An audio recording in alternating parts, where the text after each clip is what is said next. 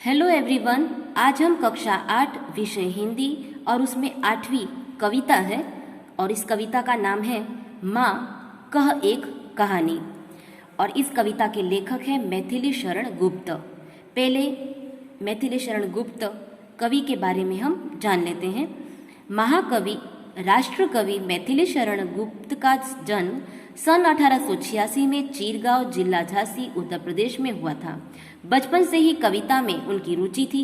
आचार्य महावीर प्रसाद द्विवेदी की प्रेरणा से वे खड़ी बोली की ओर मुड़े और उनकी कविता में निखार आया। उन्होंने अपनी कविताओं में भारतीय जीवन को समग्रता से समझने एवं प्रस्तुत करने का प्रयास किया है। खड़ी बोली हिंदी के आरंभिक उन्नायकों में से एक थे। साकेत मैथिली शरण गुप्त द्वारा लिखित एक महाकाव्य है। इसके अतिरिक्त यशोधरा, पंचवटी, भारत भारती तथा जयद्रथ वृद्ध आदि इनकी मुख्य काव्य कृतियां हैं। इनकी मृत्यु सन 1964 में हुई। मारने वाले से बचाने वाला बड़ा होता है, यह उक्ति चरितार्थ हुई है गौतम बुद्ध के जीवन से। संवाद शैली की इस कविता में, संवाद शैली यानी यह कविता है वह पूरी तरह एक दूसरे से बातचीत कर रहे हो, इस तरह की एक कविता है। गौतम बुद्ध के जीवन से और संवाद शैली में इस कविता में गौतम बुद्ध के बचपन की एक घटना का उल्लेख है, जिसमें उनका जो पुत्र है, गौतम बुद्ध का पुत्र है राहुल, माँ यशोधरा से राजकुमार सिद्धार्थ की उसी कहानी को दोहराने का आग्रह करता है जिससे उपर्युक्त उक्ति परिभाषित हुई थी। तो यहाँ पर है राहुल है वह अपनी माँ यशोधरा से बातचीत जो करता है, संवाद करता है, उसी के रूप में यहाँ पर एक कविता है। यह संवाद सिद्धार्थ की जो पत्नी है, सिद्धार्थ की पत्नी है यशोधरा और उसका पुत्र है राहुल, इन दोनों के बीच में जो बातचीत होती है वही इस कविता में है। और सिद्धार्थ है, जो राजकुमार सिद्धार्थ है, वही आगे चलकर बुद्ध कहलाते हैं, गौतम बुद्ध कहलाते हैं। तो यहाँ पर हम कविता देखते हैं कि जो पुत्र राहुल है वह अपनी माँ से कहता है माँ कह एक कहानी। जो राहुल कहता है कि माँ कह एक कहानी, तो माँ कहती है बेटा समझ लिया क्या तूने मुझको अपनी नानी। राहुल है वह यशोधरा से कहता है कि माँ एक कहानी सुनाओ ना। तो यशोधरा कहती है बेटा तूने मुझे क्या अपनी नानी समझ लिया है। कहती है मुझसे यह चेटी तू मेरी नानी की बेटी। कह माँ कह लेटी ही लेटी, राजा था या रानी, माँ कह एक कहानी। राहुल कहता है यह दासी मुझसे कहती है कि तुम मेरी नानी की बेटी हो। तुम मेरी नानी की भले ना हो पर उनकी बेटी तो हो, इसीलिए माँ कहानी सुनाओ ना। लेटे ही लेटे सुनाओ ना। एक राजा था और एक रानी थी। आगे तू है हठी मान धन मेरे। हठी यानी जिद्दी। सुन उपवन में बड़े सवेरे, तात भ्रमण करते थे तेरे। तात यानी पिता, जहाँ सुर भी मन मानी। आगे की पंक्तियां में यशोधरा कहती है राहुल से मेरे बेटे तुम बहुत जिद्दी हो। हठी यानी तुम बहुत जिद्दी हो। अच्छा तो सुन। एक दिन बड़ी सुबह तेरे पिता बगीचे में घूम रहे थे। उस समय वातावरण में एक मनपसंद जो खुशबू है वह फैली हुई थी। सुरभि यानी खुशबू फैली हुई थी। वहां मनपसंद खुशबू फैली हुई थी। आगे राहुल कहता है जहां सुरभि मनमानी, हाँ माँ यही कहानी। यानी वहां मनपसंद खुशबू खूब फैली हुई थी। हाँ माँ यही कहानी सुनाओ ना। तो आप यहाँ देख सकते हैं चित्र में भी यह राहुल है और यह यशोधरा है। राहुल अपनी माँ से कहानी सुनाने के लिए हठ यानी जिद करता है। वर्ण वर्ण के फूल खिले थे, झलमल कर हिम बिंदु झिले थे। हल्के झोंके हिले मिले थे, लहराता था पानी। हिम का मतलब होता है ओस। तो यशोधरा आगे राहुल को कहती है कि बगीचे में तरह तरह के रंगों वाले फूल खिले थे। उन पर ओस की जो बूंदें हैं वह चमक रही थी। हवा के हल्के हल्के झोंकों से फूल है वह हिल रहे थे। उन पर ओस का जो पानी है वह लहराता था, यानी पानी लहराता था। तो लहराता था पानी। हाँ हाँ, यही कहानी। राहुल कहता है कि हाँ माँ, आप जो कह रही वही कहानी सुनाओ ना। राहुल ने पूछा, क्या उन पर पानी लहराता था? हाँ माँ, मुझे यही कहानी सुननी है। आगे यशोधरा कहती है, गाते थे खग कल कल स्वर से। कल कल यानी मधुर, खग यानी पक्षी। सहसा एक हंस ऊपर से, सहसा यानी एकाएक, गिरा बिद्ध होकर खग शर से, शर यानी बाण। हुई पक्ष की हानि, बिद्ध यानी बिंधा हुआ, और हुई पक्ष की हानि यानी पंख, हानि यानी नुकसान। तो इसका हम भावार्थ करते हैं कि गाते थे खग कल कल कल स्वर में।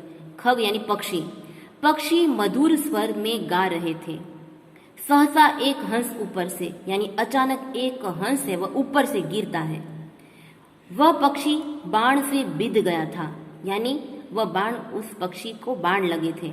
उसका एक पंख है वह घायल हुआ था। दुखी होकर, अब राहुल है वह सुनता है तो राहुल कहता है, हुई पक्ष की हानि, करुणा भरी कहानी। तो दुखी होकर राहुल ने पूछा, पंख घायल हो गया था? यह तो बहुत दुख भरी कहानी है। यशोधरा आगे कहती है, चौक उन्होंने उसे उठाया, नया जन्म सा उसने पाया, इतने में आंखें टक आया, लक्ष्य सिद्धि का मानी।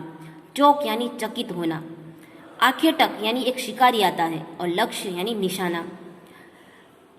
आगे यशोधरा कहती है, तेरे पिता ने चौंक कर उसे उठाया, उनके स्पर्श से, यानी उसके स्पर्श यानी उसको छूकर, उसके स्पर्श से पक्षी ने मानो एक नया जन्म पा लिया। उसी समय वहां एक शिकारी आ पहुंचता है। उसे इस बात का गर्व था कि उसका निशाना सही बैठा था। तो यहाँ पर देखते हैं कि यह राजा राजकुमार सिद्धार्थ है और वह उस पक्षी को अपने हाथ से लेकर रखते हैं। लक्ष्य सिद्धि का मानी, कोमल कठिन कहानी। आगे राहुल कहता है, सुनकर माँ की आगे की जो कहानी सुनता है तो वह कहता है कि क्या अचूक निशाने का अभिमानी, यह तो कोमल पर एक कठोर कहानी हो गई, कठोर कहानी है।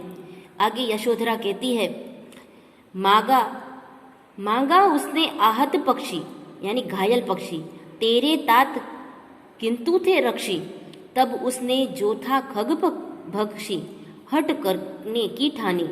यानी आगे यशोधरा कहती है कि आगे की कहानी तो सुन। शिकारी ने तेरे पिता से घायल पक्षी मांगा, परंतु तेरे पिता ने पक्षी की रक्षा करने वाला था, यानी तुम्हारे पिता वह पक्षी की रक्षा करने वाले थे। तब पक्षियों का मांस खाने वाला वह शिकारी पक्षी लेने पर अड़ गया। राहुल वापस से बोलता है कि वह अड़ गया, अब तो मामला है वह बहुत बढ़ गया। हट करने की ठानी, अब बढ़ चली कहानी।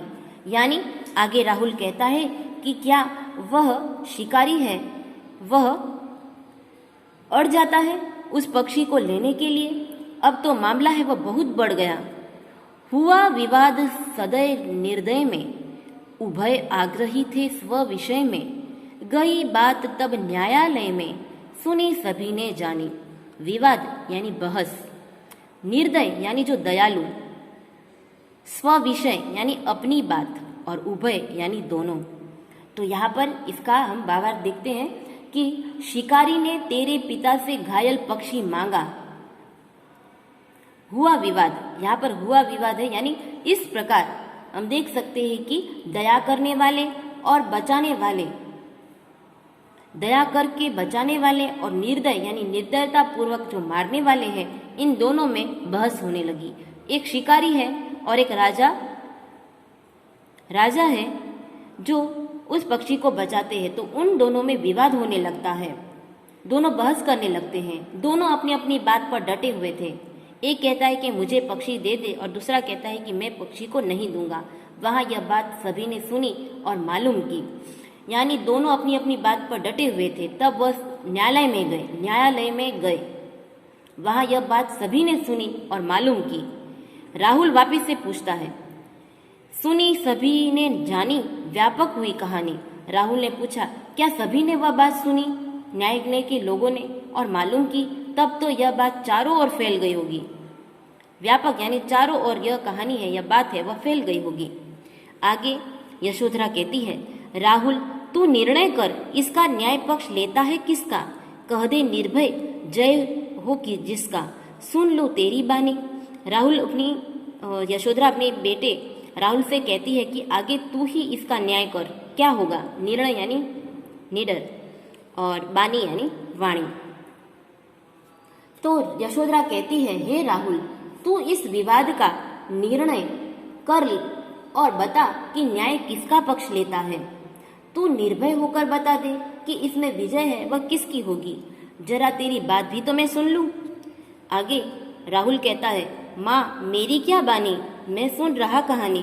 कहता है कि राहुल कहता है अपनी माँ से कि माँ मैं क्या बात बताऊं, मैं तो बस कहानी सुन रहा हूं। आगे यशोधरा कहती है, कोई निरपराध को मारे तो क्यों अन्य न उसे उबारे, रक्षक पर भक्षक तो वारे, न्याय दया का दानी। यानी आगे यशोधरा कहती है कि कोई किसी निर्दोष को मार रहा हो और दूसरा उसे क्यों न बचाए। न्याय तो वही है जो दया के पक्ष में हो, जो मारने वाले के पक्ष में नहीं, बचाने वाले के पक्ष में हो। तो राहुल आगे कहता है, न्याय दया का दानी, तूने सुनी कहानी। तो राहुल ने कहा, क्या दया न्याय का दान देती है? जो दया है वह न्याय का दान देती है। यशोधरा बोली, तूने सचमुच कहानी समझ ली।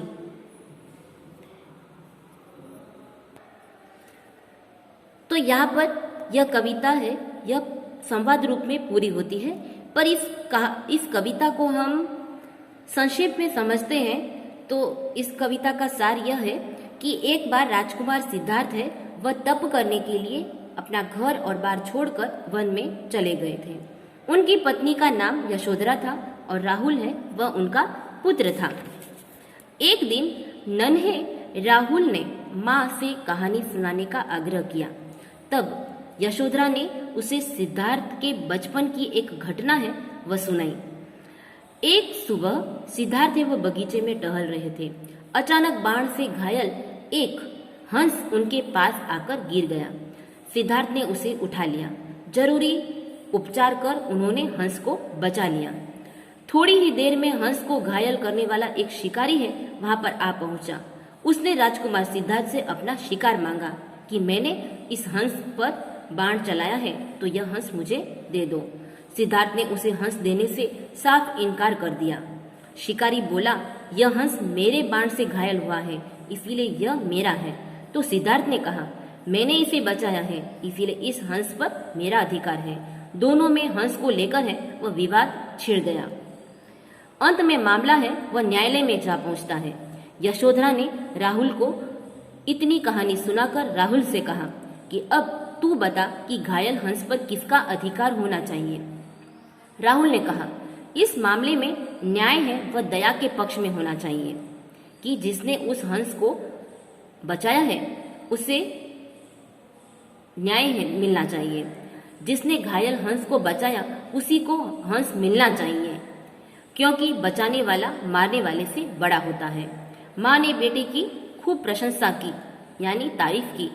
यशोधरा राहुल की तारीफ करती हुई कहती है कि तूने कहानी सुनी ही नहीं, उस पर विचार भी किया।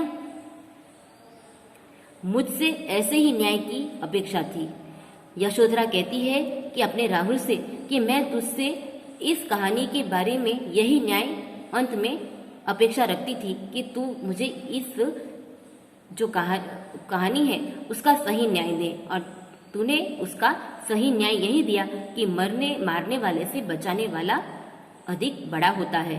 तो यह तुम्हारे सिद्धार्थ है राजा, उसे ही यह न्याय मिलना चाहिए और उसे ही हंस मिलना चाहिए। तो यहाँ पर यह कहानी पूरी होती है।